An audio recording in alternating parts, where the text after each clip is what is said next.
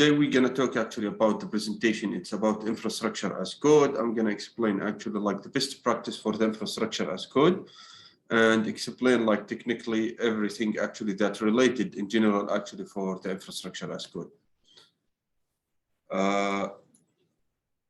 The agenda will be like, I'm gonna talk introduction about the infrastructure as code tools, configure the infrastructure in general, then like building the infrastructure with Terraform, which is I choose these tools actually because it's the most common tools for the infrastructure as code, and most of the people actually prefer to use Terraform.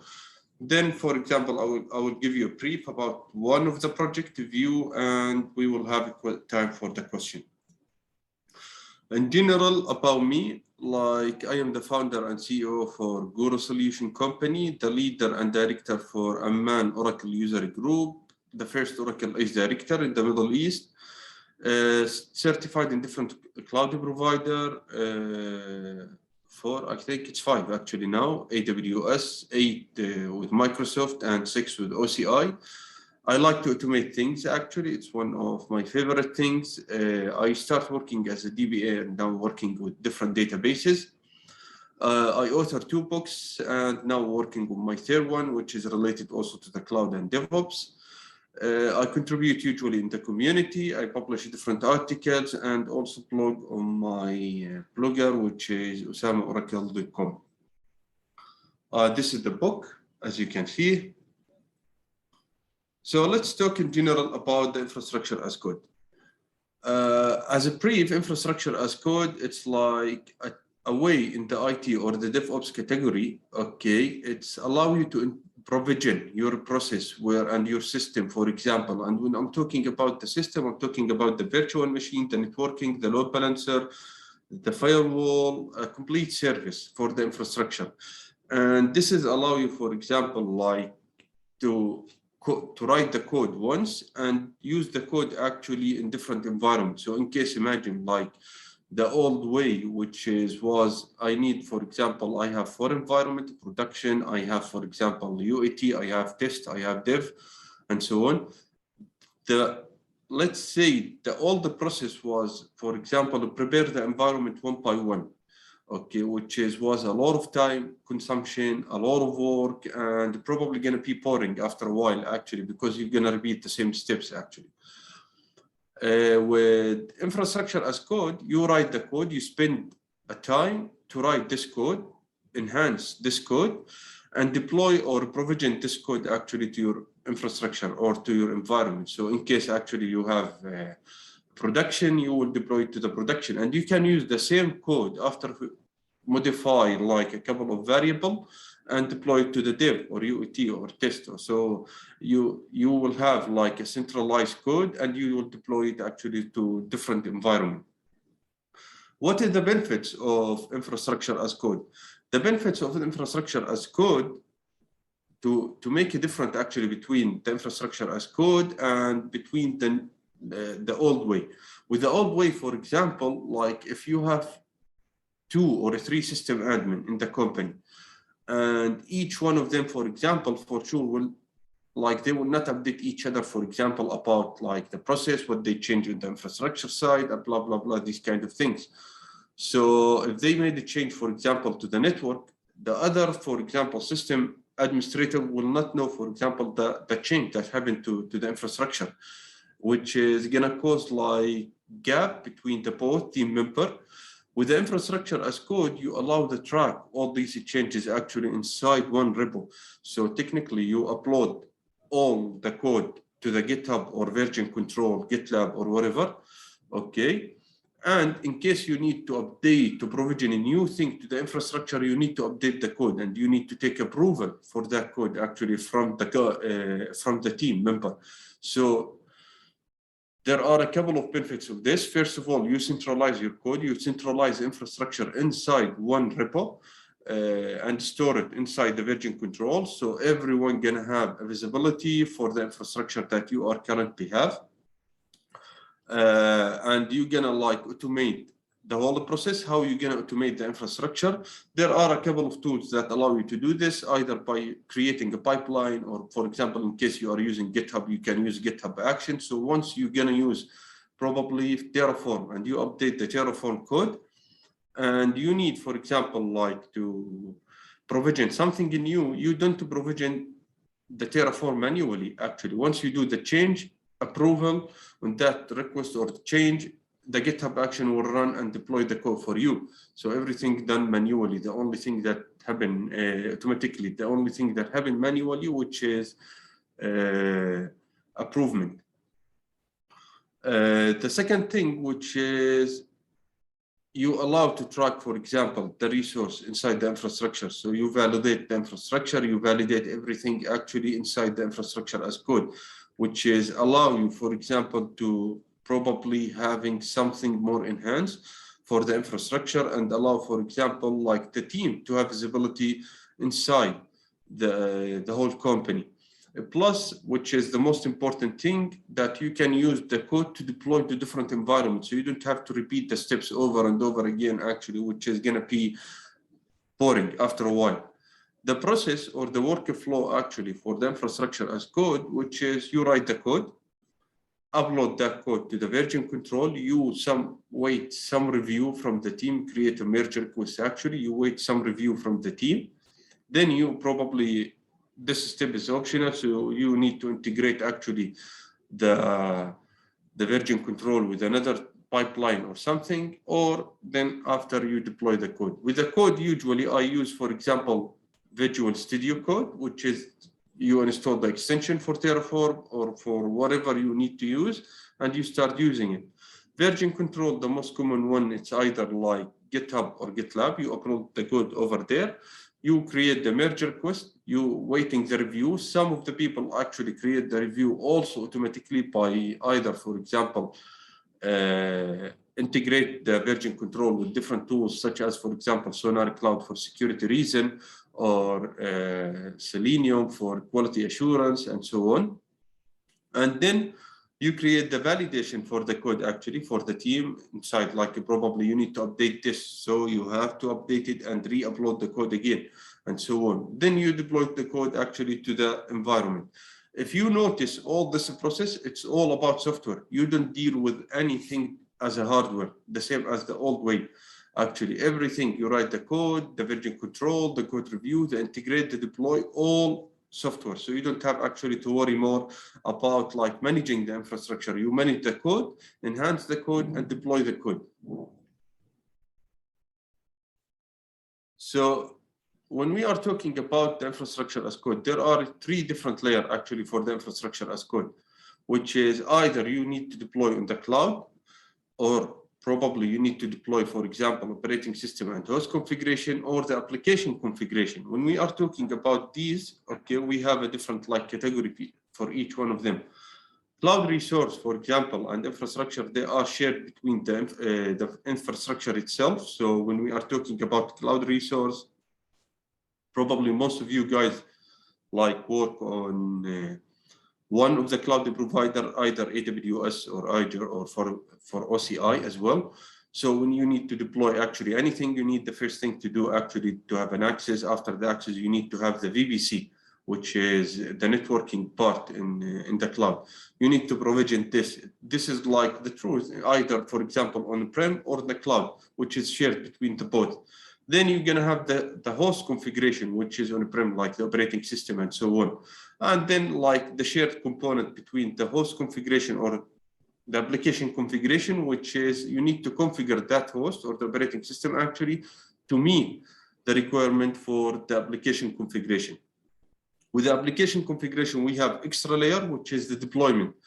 Like instead, for example, to apply this configuration manually, okay, the DevOps allow you, for example, to automate this process by creating pipeline, by using, for example, another tools such as Jenkins, TeamCity, Circle CI, and so on. We have, for example, like also one of the examples, like for provision, like for these kind of tools, like if you're going to provision, for example, the cloud resource, each cloud resource having its own infrastructure as code. We have, for example, CloudFormation for AWS, Azure Resource Manager for Microsoft, for example, Oracle Resource Manager also for OCI. In case you don't want to deal with one side of cloud infrastructure as code, you can deal with Plumi or Terraform. Plumi, for example, it's new, not new, it's like infrastructure as code that allow you, for example, to program your infrastructure using the programming language that you know, such as, for example, Python or C# or Node.js and so on. Terraform, it's like configuration language. It's not like programming language, it's configuration language that allow you, for example, also to automate these things.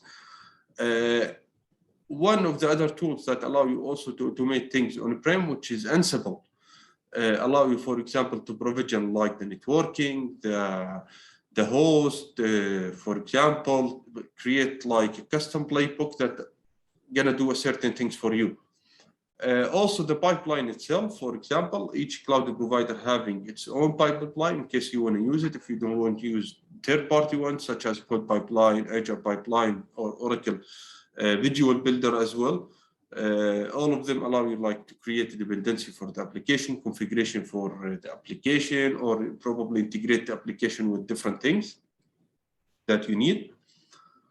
We're gonna talk now about the infrastructure as tools. What we're gonna have, we have a huge variety actually for the infrastructure as tools, each one of them having its own advantage and advantage. It's dependent on the company, for example, and the usage of like the use case of the company. So we have like Terraform, the most common one. We have like Puppet. We have also Chef, Salt Stack, Ansible, also one of the most famous one. Each one of them actually having a difference, having, for example, usage. It's allow you like to define exactly what you need. For example, like with the Terraform, it's working as an agentless, for example, like it's focused on the infrastructure as code. With Ansible also, it's working as an agentless. It's focused also on admin focus and configuration management. It can work either on cloud or on-prem. This is the powerful actually of Ansible. Puppet, it's agent tools. It's focused on different things actually on admin and dev. It's dependent on the usage also and the use case that you're gonna use. Chef, it's one of the most complicated tools. It's agent based and it focuses also like on dev and admin. It can allow you, for example, like to provision infrastructure or, for example, even to update the configuration for the application and so on, depend on something called cookbook as well. Salt, it's working also on agent and agentless. It's focused also on the infrastructure, but you have to pay for the license actually for these tools. In case, for example, like you want provision for the infrastructure, the best tools in the market so far actually is Terraform, Plumi, CloudFormation, or you can use the cloud built-in actually use. Configuration management, the most famous one actually is Ansible. It's like open source tools. And you can use also Puppet or Chef, which is also complicated tools and you need a lot of scriptings. In case, for example, you need to use a configuration management, another tools which is also allow you like to use a CFA engine. It's another also tools. I prefer like Terraform. You can invoke Terraform actually with one of like scripting, for example, to install something also inside the host and so on. That's allow you, for example, to make like much simpler tools. Like when we are talking actually now about the best practice, when we are dealing about the Terraform, we're going to talk about different parts, which is where I need to store or the repository, where I need to store actually my code, the repository structure, the Terraform stat, every like infrastructure as code, it's creating something called the state file. The state file, it's where everything actually that you are provision, it's saved to this file actually. So you need to take care of this file. If this file actually has been, for example, corrupted or damaged or lost for any reason, the restoration gonna be actually hard for the, to use it. Also, you need to validate actually the infrastructure changes, also using the code review in the team, or for example, allow you, for example, to use the code again. So you need to enhance this code over and over again, not only like build the code and forget the code and that's it, and then you have to do everything from the console. And I see this in a lot of company. They create, or they, for example, ask actually, or for the client, they ask, for example, to build their infrastructure using Terraform. You write the Terraform and provision infrastructure, and then they start update everything actually using the console or whatever. So you're gonna have like a misleading between the state file and the console itself. So like technically it's gonna be pain actually to restore everything again from the console to the Terraform state file. We're gonna talk about the structure of the file. Usually actually the structure of the repo, it's defined. Like I prefer to make actually the structure, it's modular as much as I can. This is allow me like to use the Terraform over and over again, like not to rewrite again the code and so on. And by modular, I mean like to reuse the code over and over again as much as I can instead of rewriting again the code. Usually you're gonna have like the Terraform a couple of files, the normal one, which is the main, the variable, the output in case you need it. What I prefer usually actually, for example, for each service, for example, you have, for example, the Terraform code, such as, for example, I need to create EC2, okay, on the instance, or for example, or using the Terraform, I create actually the code for EC2, and I make this code actually as modular as much as I possible. And if I need, for example, to recall it again inside another code, I call it as a module, or I call it actually inside calling the whole Git repo inside the code. This is actually going to allow me like to save much more time for myself and for the people as well.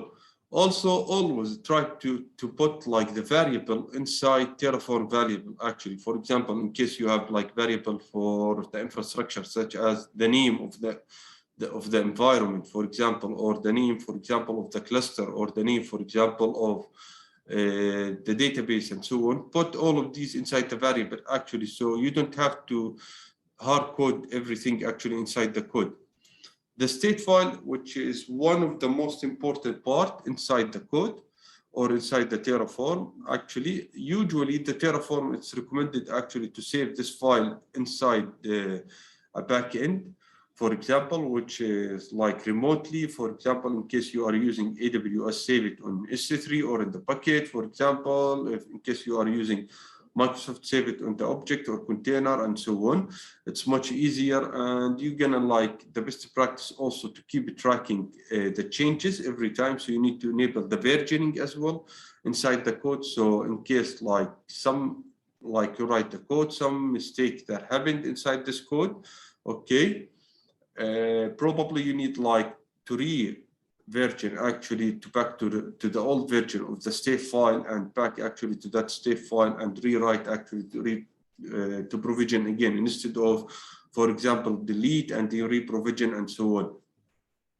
The idea of the state file, as I mentioned, is like to store all the object that has been deployed in the infrastructure inside this file. So technically, if like Terraform create this locally at the first and undefined, like unless you are the same as the example over here, like if you choose to follow the best practice and save it in the backend. Also, the backend actually like save it the state file inside the backend.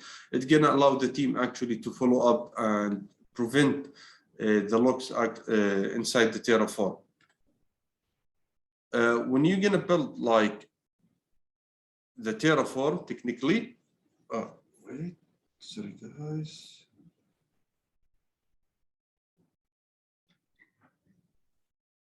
When technically you're gonna actually like, there are some rules you need to follow when you are like uploading or updating actually or provision the infrastructure. First of all, do not commit the tf-stat file. Usually I see this also in a lot of clients. Probably you write the code, everything is fine. You need to upload the code or push the code actually to the GitLab. Some of the people actually push the tf-stat actually with it. So in case someone inside the team do some changes or blah blah blah, this gonna happen actually to the TF stat as well. So technically this is mapping, like, because this, as mentioned, it's very important file. It's mapped like the infrastructure that you have with the infrastructure that you're gonna provision. So it's very important.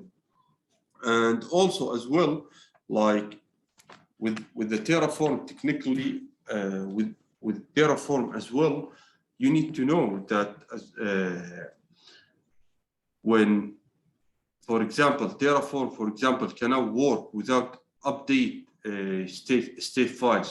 So many engineers, for example, commit the version probably to the version control and commit, for example, the state file to the different risk to the GitLab. So you could be exposing the secrets example, which is also, we're going to talk about it later, to your application configuration, such as probably passwords, database connection string, probably like risk, for example, Terraform against like state file or all state files, someone going to upload it or update it by mistakes and so on. So they're going to be like a misleading to this case. Also, one of the best approach to alternative actually commit state file to the file, actually backend always configure your Terraform state file to the backend, so you don't have actually to worry about it. And also enable the version control, which is very important in that case, that allow you, like, in case something happened to the state file, so you're gonna back actually to the Terraform.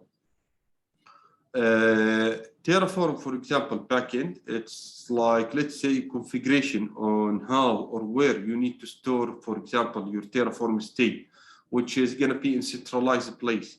Okay, this centralized place is called a remote location. Backend setup probably going to be like depend on the cloud provider or backend type. So, for example, in AWS, you're going to use, for example, S3. Some of the people use it, actually save it, Artifactory as well.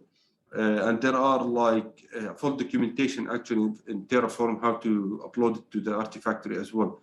Also, like backends probably like have two main features, which is state locking and the remote storage.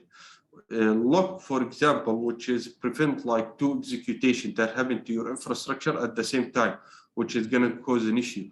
Or probably the remote storage, which allow you like to put your state file into safe place and probably going to be accessible from the location.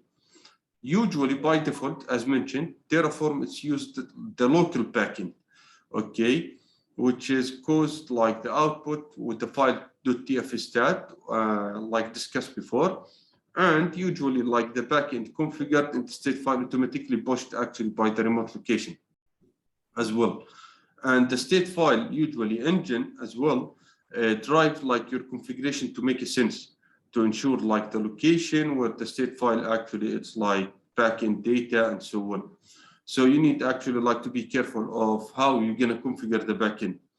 Let's take an example for like AWS versioning. Like it's very easy in AWS, for example, if you upload like your state file to S3, for example, all you have to do to make sure that just enable the version, and it's pretty simple actually in AWS, which ensure like more security for your file and more secure. The third point, which is keep your package small. Like when you start, for example, the Terraform project, you will likely have like all your configuration in one place. So, however, like over time, this configuration will not be the same. Like you're gonna change it, and they're probably gonna grow within a time. So you're gonna reach the point where will come actually you want to break down the infrastructure configuration, the same as I mentioned before. Like I need to provision EC2, I need to provision RDS, I need to provision like so on. So try to break these configuration instead of put them in one file. So keep all your configuration together. For example, introduce like risk technically, and gonna make complication actually, and gonna complicate the whole code for yourself. So the ability, for example, to break the code from the beginning, it's gonna make your life much easier actually when you need to update something, or like you need to simplify the infrastructure. And probably like the guys, if the team, if they need to update something, it's gonna be much easier for them. So you can leverage, for example, the comments such as, for example, Terraform import and so on. So to move the state between like the Terraform configuration and probably the remote state block to pull the value as well. Like this also one of the things that I've seen in the client. Usually, like when you want to deal with the Terraform, always use one state file per environment. So in case you have like 4 environment, prod, pre-prod, UAT, test, for each environment, use like one state file. Don't mix all the environment within together. Put them in one state file.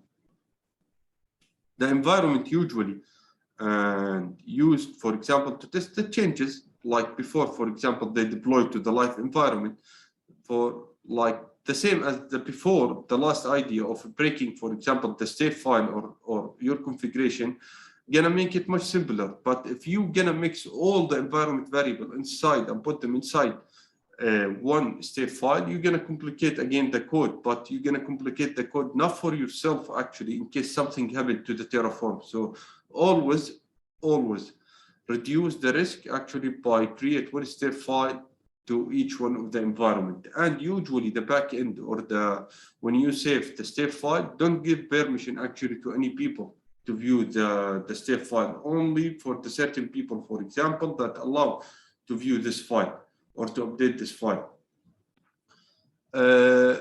Also, we talk about the lock. When you save, for example, like the Terraform comes in 2 parts, either, for example, the remote state or the state lock. The state lock, for example, which is prevent, for example, 2 people or 2 comments actually to run at the same time, such as, for example, when you run Terraform apply, which is operate the same state file at the same time. So this is gonna stop from this. To configure actually like the remote state, it's pretty simple. Terraform provide you with documentation how to do this, and they provide your backend configuration option with different like option and different like mechanism. It's up to you what features you need to enable, for example. And also with AWS, for example, it's allow you even like to reference, for example, the configuration file with the Dynamo database, so table name. So in case you want extra saving, you can actually save the state file inside the Dynamo database and save this inside the Dynamo. So it's gonna be like much safer as well, and much like practical in the way. Also, like try as much as possible to execute Terraform in automated build, which is the same as I mentioned before.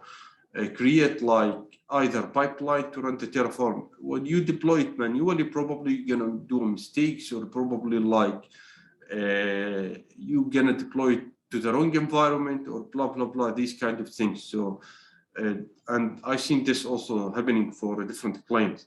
So running the code itself in automated build tools has many advantages. For example, like include a repeatable process, which is going to be boring. Also, the history changes. The concept of the build also, it's very useful when you apply the Terraform. Ensure, for example, more visible, and when, for example, you execute it against your infrastructure for debug, auditing, and even collaborating purposes. Like there are also tools that allow you, for example, to check the Terraform code, for example, and it's open source. For example, Atlantis, one of them. Like you can integrate, for example, the pipeline, whatever, actually with Atlantis. So before the pipeline gonna run, it's gonna call Atlantis, gonna check the code quality and everything, blah blah blah, these kind of things, and gonna like give you the review of the points actually that you need to fix. So all of this gonna be automated. You don't have to invoke anything. All you have to do is upload your code after it changes, waiting for the approval. Once you're gonna get the approval, the whole process is gonna run actually, and it will be deployed to your infrastructure instead of do all of these steps actually in the manual way. Like don't perform like what I call it actually a surgery to the state file. Like don't edit the state file at all. A state file is the representation of your infrastructure in the real world. So sometimes actually situation came up that require from you to modify your state file. Okay, for instance, it's very rare cases and very like rare to be honest to edit the state file actually manually. If you want, for example, to rename probably if you want to rename a resource block, you will need to reassign your Terraform state to the new resource name and so on. And probably when they need to move to or rename state or like file, to dive into the state file itself and start hacking around, blah, blah, blah, and be aware, it's going to be much safer. So Terraform CLI, okay, provide you with all of these things actually to modify it. Either, and if you go, for example, Terraform help, you're going to find a comment that allow you to edit the state file, not manually, but using the CLI of the Terraform, such as probably like removing the state file, move the state file, or whatever. And in case, for example, you need to rename something, all you have to do exactly like just modify the code and upload it, and one of the team gonna review it and upload it. But do not modify it, like very rare cases actually where you modify, for example, one of your infrastructure inside the state file. Variable. Try to use variable or try to make your code modular as much as possible. Why? Like, don't hard-coded things, because if you're gonna deploy your code, for example, to different things, like different environments, it's gonna be pain to change all this hard-coded things to the new environment. And for sure, like it's very rare to see two environments using the same variable technically. Terraform technically has a variable. Variable allow you, like for example, to share the shared or repeating configuration value. For example, like which is turn your code, for example, to easy and manage updates. So has no different. To use a variable technically in Terraform, all you have to do is just declare a variable somewhere into the configuration. Probably it's much better to use it inside variable.tf and so on. For example, in case you have like a cluster name, instead of hard-coded this cluster name, use it as a variable. Or for example, like the database name or the environment name and so on. All of this, it's considered as a variable. So you need, before writing the code itself, you need to define what variable I'm gonna have. And even later on, if like you're gonna add a variable, or you remember you need to add one of the variable, it's pretty easy actually in Terraform. So to use a variable, once you declare the variable inside Terraform.tf, for example, you can use it just by calling this variable the var dot, for example, the variable name. But do not save actually your password inside the variable. Like you try actually to minimize this, try to integrate Terraform with somebody else, like some integration, like such as console or Vault or whatever. But don't save your passwords actually in a clear variable. Module, like a lot of people try actually like to make the Terraform or using module inside the Terraform. But first of all, like what is the module? Module, for example, allow you to break down your infrastructure configuration into share block. So you can think of the module such as like a regular programming function, and you call this function actually take some inputs and do things such as for define the infrastructure, and it's gonna return an output. So it can help you like to take, for example, common infrastructure and share them in your code for business, and module can be sometimes actually like a pain to maintain. That's why I said like use it when only you know how to use it and where to use it. Because sometimes actually like you make sure to apply them and probably you're gonna update them and blah, blah, blah. This is actually gonna be pain for you or extra work. And there are a different way actually like to use or to make your code much modular. Such for example, like one of the way that I use, which is use, for example, the code, upload, for example, like let's assume, for example, I'm gonna write a code for EC2. It's gonna have like main.tf variable and these kind of things. Upload them to the GitHub under, for example, EC2. And when I need, for example, to build EC2 again, I'm calling the whole GitHub instead, for example, modules, because modules probably going to cause a lot of pain, especially if the code was huge and big for the infrastructure. It's going to cause a lot of like pain.